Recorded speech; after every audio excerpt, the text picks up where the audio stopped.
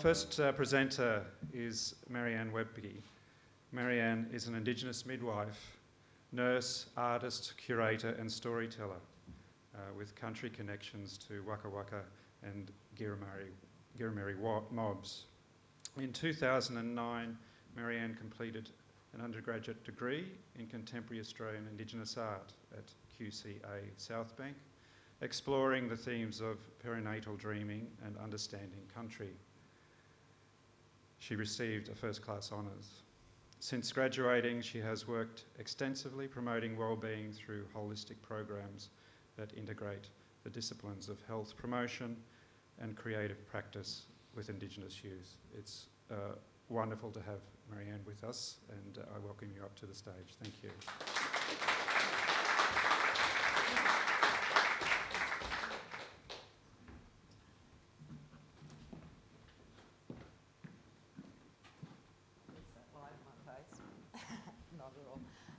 I'd like to acknowledge the traditional landowners on whose land we're meeting today, make a special acknowledgement to Brent. What a beautiful welcome, and it dovetails exquisitely into what I'll be presenting you this morning. And being first up this morning, I felt that my sacred responsibility was really to step forward as an Indigenous midwife and prepare the scene, prepare the environment for really what's going to be an extraordinary experience of being exposed to some of our emerging elders and elders in this field in which we are currently working. So when I acknowledge my ancestors, I would like to say that I'm also acknowledging your ancestors. So part of what the workshop yesterday was about, and part of what I'm about as an Indigenous midwife, is to help bring your attention from the outside. And as Westerners, we're enchanted by the Western dominant myth. But as an Aboriginal woman, we have a capacity to dance in between worlds. So what my workshop was about yesterday was inviting you into that inner world where you connect with your ancestors who you stand at the front of. So in my belief system, all of that knowledge and all of that wisdom is passed on generation after generation. And for those of you who are standing here today as initiated people, that knowledge has been passed on to you, and with that comes a responsibility. Now, my dreaming responsibility was handed to me by my great-great-grandmother, and she waited 5 generations for that legacy to be passed on. So my great-grandmother was conceived in a rape and removed from her family and country. My grandmother was conceived in a rape, and she also was stolen and removed from family and country. She gave birth to a daughter, my birth mother, who was raped when she was 16 years old by an Italian man that couldn't speak any English. She was blamed for that rape because she was brought up in a small town in far north Queensland where she received a lot of prejudice from both the Indigenous and non-Indigenous community.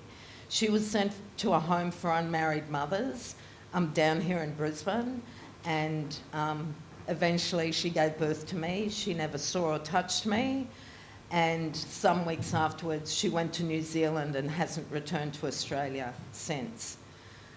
Now, perinatal dreaming for me started when I first arrived at Toowoomba Base Hospital and started my midwifery.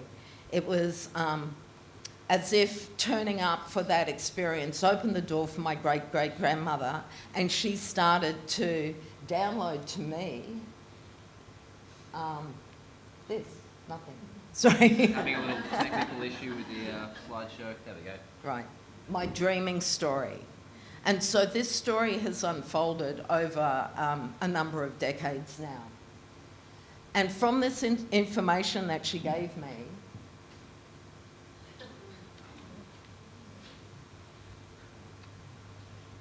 This is secret business. It's very hard to keep this involved in technology without dropping out. So this for me brought up in a non-Indigenous community, not knowing anything about my adoption or where I came from. When I started midwifery and started having visions of grandmothers, Aboriginal grandmothers, it was more than a little disturbing.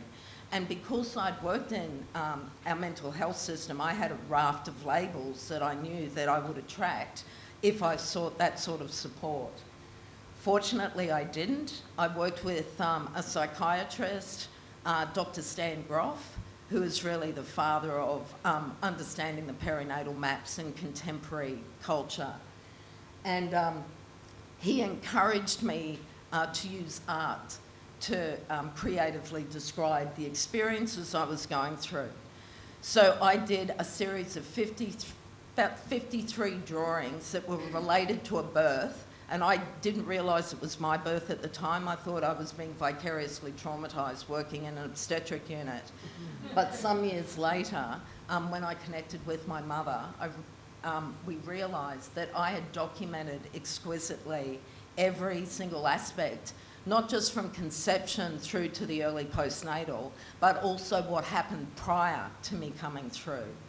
And that's what was really most transformative. So perinatal dreaming is about maps of the unconscious that are not visible. They're part of a deeper understanding of the human psyche, and it's certainly beyond the scope of Freudian psychology. This dovetails beautifully with Jungian psychology and the world of archetypes. So in connection to what we were talking about with Brent earlier, this is about custodianship. And next slide. So press the down one for the next slide, so third button. Sorry. Yeah, you're right. Okay, so this is about understanding country as well, in very much the fashion that Brent was talking to us about. Understanding country is also, from a midwifery point of view, understanding the two biological systems that support us here on life. One is the maternal system that is really important in relation to evolution. This is about the hormones prolactin, endorphins, oxytocin. These are the hormones that are all about maternal behaviour, not only in humans but animals as well. It's about bonding, attachment. This is about an organic connection to the divine. And if we can keep this connection alive, this connection to the cosmos and where we've come from alive, then we seem to be able to appreciate the divinity in nature and in our environment, and it makes for a productive and purposeful life. Going the wrong way again. This information, while it came from my grandmother, my great-great-grandmother, and as part of my dreaming heritage, it's steeped in contemporary science. It's also validated by some of our most respected elders. Auntie Mary Graham, who still holds Borning law in this area in the Gold Coast region. She's a relative of Kim Ute, who's here today. Uncle Bob Randall, who has passed now, and I offer great respect to this incredible elder, a Metajulu elder, and was responsible for the film Kanyini. Kanyini is about connectedness to all things. And when we are activating the maternal hormones, that maternal instinct, the maternal lineage and flow, then we stay connected to this sort of heritage and legacy of wisdom in an uninterrupted way. Understanding country also embraces the toxicity, the trauma that we carry through. And why this is important to all of us is this is the material that is sabotaging our movement forward in the creative arts industry. This is what is literally threatening life on Earth now.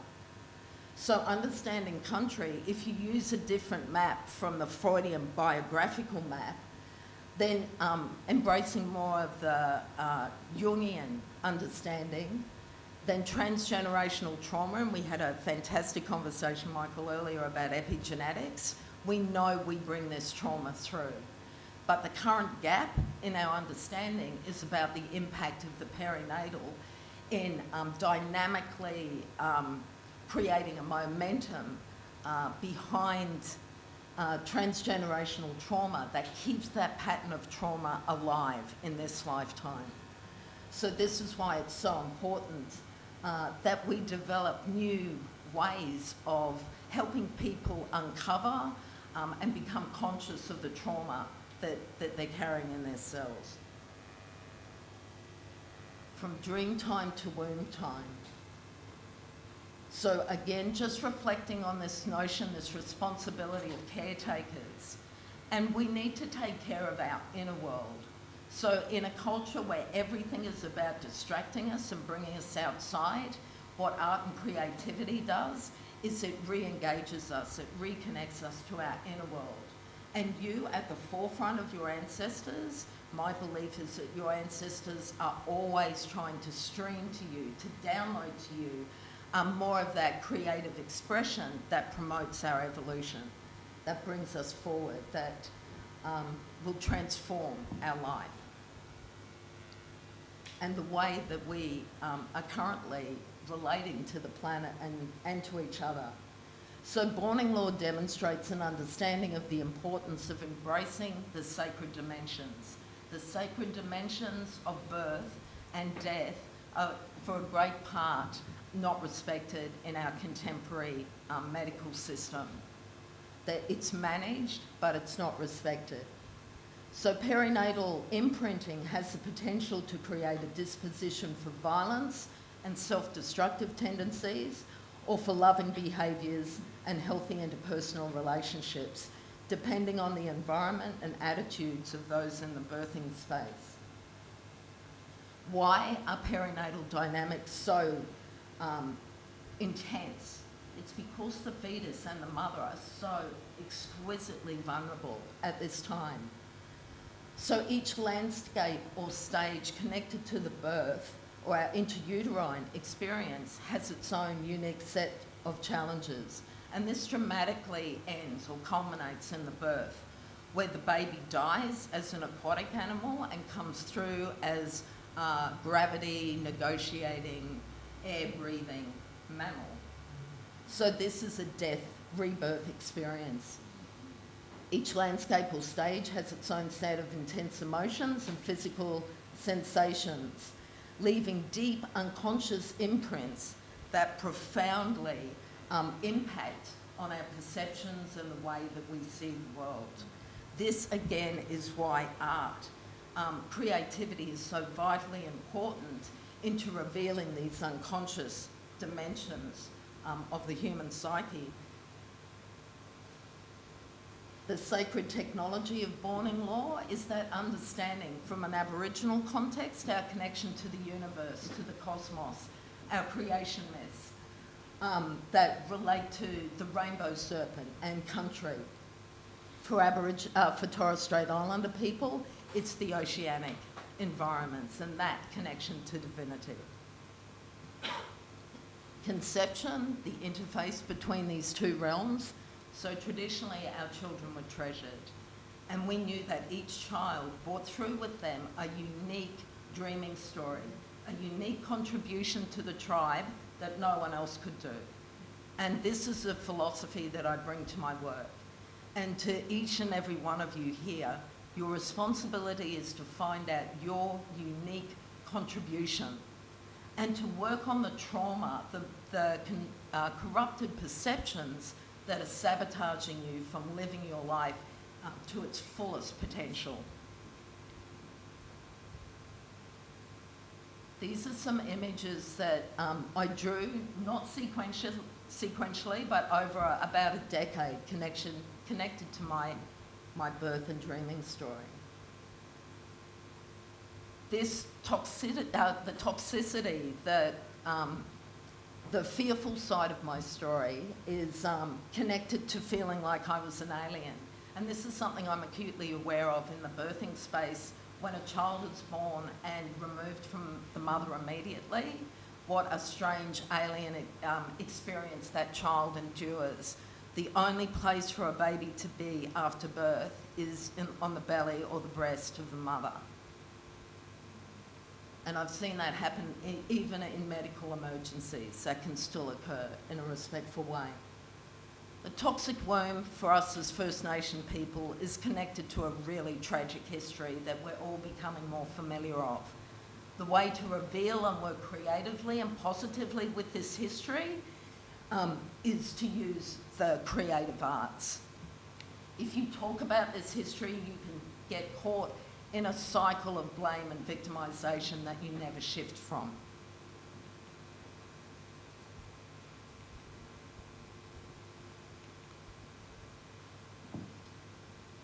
Sorry, one moment. Just having computer.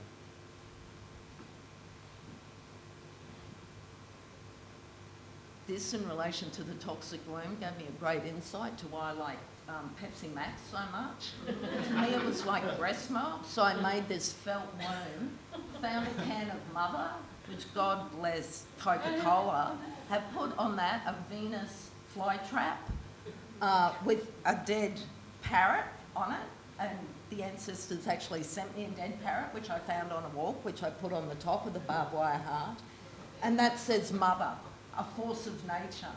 And what they've amalgamated is caffeine and Peruvian herb. It's like absolutely extraordinary, but that's a beautiful example of a toxic womb. And if you're connected to that toxicity, honestly, to me, in that space, Diet Coke, those sort of toxic foods just taste delicious. And again, revealing the deeper roots of this helps in creating awareness and a choice as to whether I really believe now that that's nourishing as mother's milk, or perhaps there's better choices. I think I've got my water here. First stage of labour, connected to a good womb, can be exciting, transformative, and full of potential. If you're connected to a tragic past and toxicity, if you've inherited trauma, then labour can seem an overwhelming threat, cast out of heaven, a descent into hell, a place where there's pure victimisation, no way out.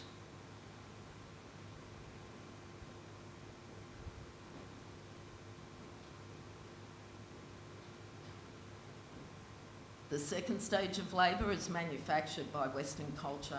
When we laid women on their back and asked them to push against nature, the consequences were a build-up in the psyche that's all about struggle, that's all about the fight for survival. And this is what we're seeing being played out in the world currently. But there's a light at the end of the tunnel.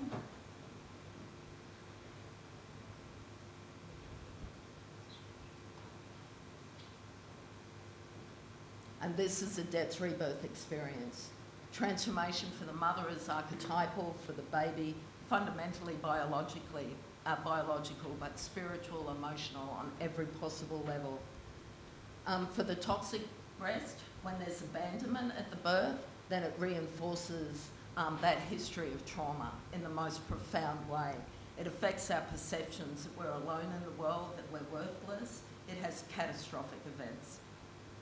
If we are reconnected to a good breast after the birth, then it reinforces, no matter what our challenges are, our perceptions remain pure.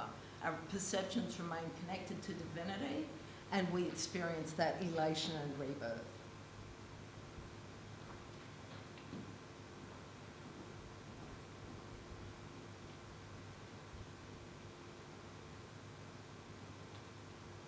So finding our way home is always possible. I encourage and implore you to become captivated and enchanted with your own inner world. If we start with ourselves first and taking care of our inner world, understanding our patterns from the past, auditing our belief systems and remaining committed to a pathway of compassion, staying aligned with the First Nation people of this country who welcome and embrace you.